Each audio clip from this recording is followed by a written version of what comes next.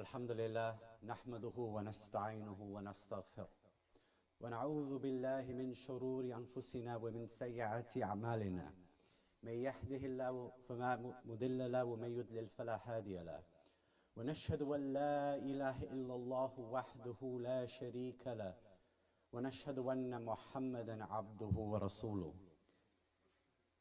My dear brothers and sisters, Assalamu alaikum wa rahmatullahi wa barakatuh. My name is Asim Qureshi, as the brothers mentioned. I'm the research director of Cage International. And for the last 20 years, my work has been to travel around the world representing Muslim political prisoners, prisoners who have been held in dark places, in places that most of us cannot even begin to imagine, representing individuals like Afia Siddiqui, the brothers in Guantanamo Bay, and brothers and sisters detained in prisons that most of us have never even heard of. In the course of that work, alhamdulillah, one of the privileges I've had in my life is to be able to interview many of these prisoners, either while they're in prison or once they've been released.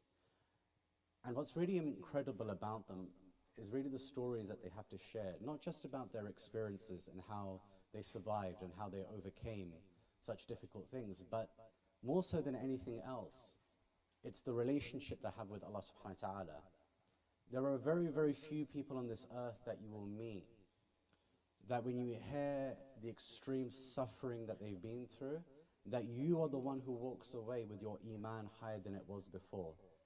And with almost every single prisoner, and over a 20-year history, that's over 1,000 people that I've interviewed, I can't think of a single example where I felt that this person is a broken person or that this person has lost their faith in Allah. Rather the opposite. I always walk away with this profound sense that these people, through their experience, have come close to Allah in some way. And so last year, with my colleague, Dr. Wala Kouaisi, we wrote a book on the experiences of Muslim political prisoners that they have with their faith, with Islam itself. And I wanted to share some reflections based on the stories that we tell in that book. You know, this is the time now when all of us start saying to our spouses or to our family, oh my God, I can't believe we're like 6 weeks away from Ramadan, right? And so I thought, you know, sharing some of these stories might be a good way for us to think a little bit about, you know, how we want to go into this Ramadan that's coming, inshallah, if Allah subhanahu wa ta'ala gives us life. And I want you to keep one part of the Quran in mind as I tell these stories of these people, of these heroes, which is they have embodied the command by Allah in the Quran, فَاتَّقُوا اللَّهَ مَا اسْتَطَعْتُمْ, that be conscious, be aware of Allah as much as you are able. And that's really profound, because when we're going about our daily lives and life is easy and it's not too difficult and we get lazy and we get relaxed, sometimes we forget to be conscious of Allah as much as we're able. Sometimes we just do the bare minimum. And so I hope that these stories will inshallah remind us that, especially when we're free, we can do so much more. So the context of our work was really looking at two specific periods of time.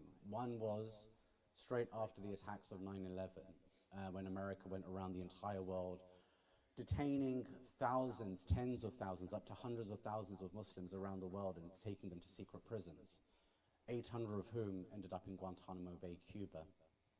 And the second period that we look at in the book, it's slightly separate, but very similar in many ways, was the detentions that took place in Egypt by the dictator, General Sisi, in 2013 after the Rabaa massacre. So for us, we wanted to try and tell the stories of Muslim prisoners who were held by a non-Muslim government and those that were held by a Muslim government. And what was fascinating about that was that they were both equally as Islamophobic as one another. They both equally attacked Muslim prisoners over their faith as much as one another. In fact, when I read my co-author's sections, and she wrote the sections on Egypt, I felt as if her sections were worse than mine, that the torture that was used against Muslims by a Muslim authority was far worse than what the Americans were doing. And that tells us something about the world that we live in. I want to start by kind of reflecting a little bit about just something as simple as the salah itself. We're gathered here today to pray the salah. You know, it's relatively. I remember this masjid when it was, you know, just a musalla, hard floor. I remember giving a khutbah maybe over a decade ago over here, and you know, it's really amazing to see. There's a carpet here now, and you know, mashallah, it's a really plush environment. It wasn't like that many years ago. Now, when the Rabah massacre happened, and tens of thousands of people were picked up and sent to prisons like the Torah complex, what happened was that brothers and sisters, you know, people who are beloved to Allah, they were sent en masse into these prisons. And we're talking about, this prison cell we're talking about here is a space that's smaller than this. Imagine half. And they cram 80 people into it. There's no room to move whatsoever. You cannot find a single space. There are people who are having to stand. There are people all cramped up. There is no place to make salah. There is no place to even defecate. There is a bucket in the corner, and the prisoners have to try and do their best in order to relieve themselves in an environment where there's no space to do so. And still yet, in that environment, they found ways to make Jumu'ah. They found ways to pray salah on time. We take this, what we have here right now, for granted so much because we don't see the efforts that are being made by people all over the world to hold on to any last section of this deen that they can. Even in the most difficult of circumstances, they will find a way to make Jumu'ah. And it kind of reminded me of one of the earliest stories that I heard doing this work. This is back in 2006. My colleague Asim Qureshi was in Guantanamo Bay. He was released. And he told me a story. He said that, you know, Asim, the very first prayer that I prayed in custody was when the Pakistanis, they sold me to the Americans and I was being put on a rendition flight to Afghanistan. And I'm very, very worried. I'm like worried outside of my mind. I have no idea what's going on. I've got a black hood over my head. I'm cuffed. My feet are shackled as well. We're strapped to the floor of an aeroplane and we're being transported. And all of a sudden he hears a voice coming from his left saying, "Brother, have you prayed salah?" And he's like, this was the last thing that was on my mind, that, you know, that the time for salah had come in. I'm in this situation where I don't know what's going to happen. Am I going to be killed? There's Americans with guns hanging over my head. I might be executed at any moment. They're screaming all sorts of swear words at them. And this Libyan brother just said to him, "Brother, have you prayed salah?" So they actually make Jumu'ah. In this moment, Muslim says to him, "Look, I'm to your right, you lead, and we'll pray in Jumu'ah together." So that was the first prayer that he prayed in custody. And this is what I'm talking about, that with these brothers and sisters, they will always find ways to make sure that they are connected to Allah subhanahu wa ta'ala. One of the most horrific parts of the book, for me at least anyway, was the story of a young girl, Layla, in Egypt. She was detained amongst as part of the demonstrators. She was 13 years old at the time. They detained her again when she was 15 and 18. Now, I don't need to go into too much detail as to what happened to her, but just imagine the worst thing that could possibly happen to a woman. And that's how that would be her entry into the prison. They would then interrogate her for long periods, electrifying her, making her stand for 7-8 hours a day. And the thing that she said to us when we interviewed her was, the only thing that kept me through it was the salah. That's it. I would stand there. And I didn't want them to know that they were breaking me. And so I never asked them for anything. I never asked them to stop so I could pray my fajr. I never asked them to stop so I could pray my dhuhr or my asr. This is a 13-year-old girl, by the way, who's thinking like this. She said what I would do is while they were electrocuting me, in between the rounds, I would pray inside my mind. I would pray with my eyes. I would pray the entire salah with my eyes, knowing that I had defeated them every single time that I did. It's such an amazing thing for a 13-year-old to have that sense of awareness about what is at stake here, which isn't just her life, but it's also what they're trying to break is her relationship to Allah subhanahu wa ta'ala. And so there are many, many more stories, and unfortunately we have very little time. So inshallah, in the second half, I'll tell you a couple more, inshallah, and then we'll break for the salah. أقول قولي هذا فاستغفر الله لي ولكم.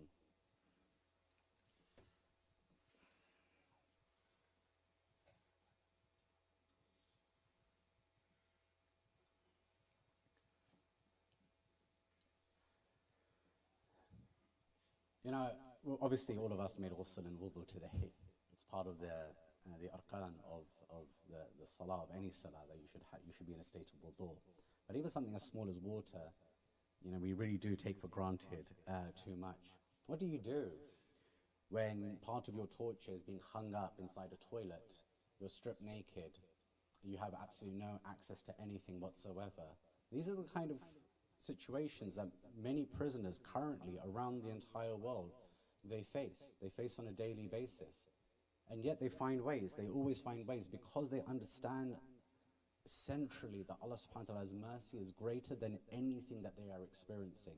So they come back to the ayah, فَاتَّقَ اللَّهَ مَسْتَطَعْتُمْ, because they know that as the conditions get harder, Allah subhanahu wa ta'ala's mercy gets larger. That Allah's mercy is able to encompass the difficult situation that they're in. They understand this fundamentally. But what about us, who don't have any of these difficulties in our lives, who aren't facing that level of torture and abuse and the daily horrors? What about us? You know, the Quran is a month Ramadan is the month of the Quran. And I think of a young Pakistani boy named Uzair Paracha, who we interviewed. Uzair is for those of you who are Pakistani and from Karachi especially, you know when I say he's a typical Karachi grammar boy, right? You'll know instantly what I'm talking about. Like middle class kid, very Americanized, very much into his American music and American lifestyle and all the rest of it. He unfortunately got unlawfully detained, and mashallah, he was released a few years ago and completely exonerated of everything that they had accused him of, but he still spent 15 years in prison. Uzair barely knew any of the Quran, but he made it his mission once he was convicted, a conviction that was overturned, to memorize the Quran. But he had no access because he was in solitary confinement. So you know what Uzair does? He finds out that the drain in his cell, the drain pipe connects to a brother who had memorized the Quran. And so this is how he memorized the Quran, at least large portions of it. The brother and the others down the drain pipe would recite him some verses, and then he would recite them back. And he memorized the Quran in this way. And we have to ask ourselves, what is our connection to the Quran when we think about the efforts that these brothers and sisters are going and putting in order to connect to the word of Allah subhanahu wa ta'ala? So these are just some short anecdotes, some small stories for us to share. You know, how many of us woke up for Fajr this morning? Babar Ahmed, when he was, many of us will know, when he was in prison in the US, he figured out by drinking a certain amount of water, it would make him want to go to the toilet at the exact right time to wake up for Fajr, because he had no clock, no alarm clock. So the whole time he was there in solitary confinement, no access to a clock, no access to an alarm, he, over a period of a few weeks, figured out, okay, if I drink this many bottles of water, before I go to sleep, it's going to wake me up at that sweet spot for Fajr, because I'll need to go to the toilet. It's amazing the kinds of things that people think about while they're incarcerated, but for what purpose? فَاتَّقَ اللَّهَ مَسْتَطَعْتُمْ, to be conscious and be aware of Allah as much as they're capable. And these are the people I get to represent, alhamdulillah. This is the work that Cage does day in, day out, to try and help these people, to try and help them in the circumstances that they're in, to release them, to alleviate their difficulties. And so, inshallah, today the collection will be for our organization, Cage International, to work on actually one of these cases. Alhamdulillah, it's a lot of effort, but actually just requires minimal support. Just one case, can only cost something like £500. And so I ask you today, inshallah, as much as you're able to give, if you can help, if the community could come together today to help 10 cases, that would be an incredible thing. So dig deep, please, inshallah, and give what you can. And may Allah subhanahu wa ta'ala accept it from us all. Allahumma fakka kayda asrana wa asra al-muslimin. Allahumma fakka kayda asrana wa asra al-muslimin. Allahumma fakka kayda asrana wa asra al-muslimin. ربنا آتنا في الدنيا حسنة وفي الآخرة حسنة وقنا عذاب النار رب جني ويقيم الصلاة ومن ذريتي ربنا وتقبل دعاء ربنا اغفر لي ولوالدي وللمؤمنين يوم يقوم الحساب اللهم صل على محمد وعلى آل محمد كما صليت على إبراهيم وعلى آل إبراهيم إنك حميد مجيد اللهم بارك على محمد وعلى آل محمد كما باركت على إبراهيم وعلى آل إبراهيم إنك حميد مجيد. اقيموا الصلاة.